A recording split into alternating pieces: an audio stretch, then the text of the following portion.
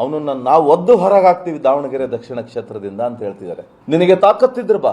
ಪ್ರದೀಪ್ ಈಶ್ವರ್, ನಿನ್ನ ನಾಲ್ಗೆನ ಏನು ಏನಂತಾರ ಅದಕ್ಕೆ? ನಮ್ಮ ಹಳ್ಳಿ ಭಾಷೆನಲ್ಲಿ ಹೇಳ್ತಾರೆ ನಾಲ್ಗೆನ ಏನಂತೇಳಿ. ಮನುಷ್ಯತ್ವ ಇದಾನೆ ನಿನಗೆ, ಮನುಷ್ಯತ್ವ ಇದಾನೆ ನಿನಗೆ.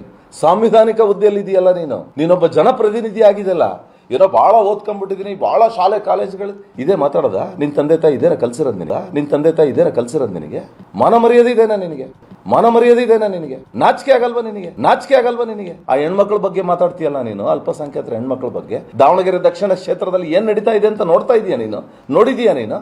ಯಾರ್ದೋ ಒಂದು ಮನ ಒಲೈಸಕ್ಕೆ, ಯಾರ್ದೋ ಒಂದು ಮನ ಒಲೈಸಕ್ಕೆ, ಯಾರಿಗೋ ಒಳ್ಳೆನಾಗೋದಕ್ಕೆ ನೀನ್ ಇನ್ನೇನೋ ದೊಡ್ಡ ದೊಡ್ಡ ಆಸೆ ಕಂಡಿದ್ಯಾ ಅನ್ನಂಗೆ ಕಾಣುತ್ತೆ. ನಿನ್ನ ಕ್ಷೇತ್ರದಲ್ಲಿ ಅಲ್ಪಸಂಖ್ಯಾತರು ಇದಾರೆ, ಹಿಂದೂಗಳು ಇದಾರೆ.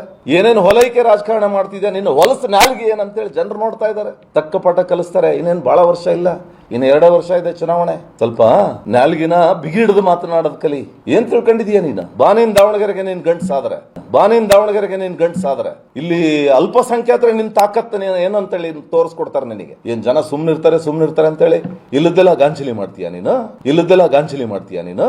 ಬಾ ನೀನ್ ನೋಡೋಣ ದಾವಣಗೆರೆಗೆ. ಏನು? ಬಾ ನೀನ್ ನೋಡೋಣ ದಾವಣಗೆರೆಗೆ. ಏನು ಅಯೋಗ್ಯರ ನಾವು? ಯಾರು ಬಿಜೆಪಿ ಅವರು ಅಯೋಗ್ಯರ ನಾವು? ನೀನ್ ಅಯೋಗ್ಯ, ನೀನ್ ಮುಟ್ಟ ನಾವು.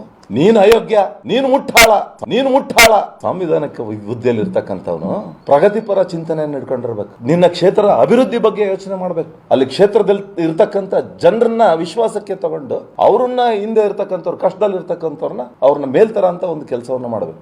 ಅದು ಬಿಟ್ಟು ಚಿಲ್ಲರ ಮಾತಾಡ್ತೀಯ ನೀನು. ನಿನಗೆ ಗೌರವ ಕೊಡ್ತಾ ಇದ್ದೆ ನಾನು, ಏನೋ ಬಹಳ ಜನಕ್ಕೆ ವಿದ್ಯೆ ಕೊಡಿಸ್ತೀಯ ನೀನು, ಬಹಳ ಬುದ್ಧಿವಂತ ಇದೆಯಾ ಅಂತ ಏನ್ ಮಾತಾಡ್ತಿದ್ಯಾ ನೀನು? ಬಾ ನೀನ್ ನೋಡ್ತೀನಿ ದಾವಣಗೆರೆ ಕಾಲಿಡು ನೀನು. ಬಾ ನೀನ್ ನೋಡ್ತೀನಿ ದಾವಣಗೆರೆ ಕಾಲಿಡು ನೀನು. ನೀನ್ ಗಂಡ್ಸಾದ್ರೆ, ನೀನ್ ಗಂಡ್ಸಾದ್ರೆ, ನೀನ್ ಗಂಡ್ಸಾದ್ರೆ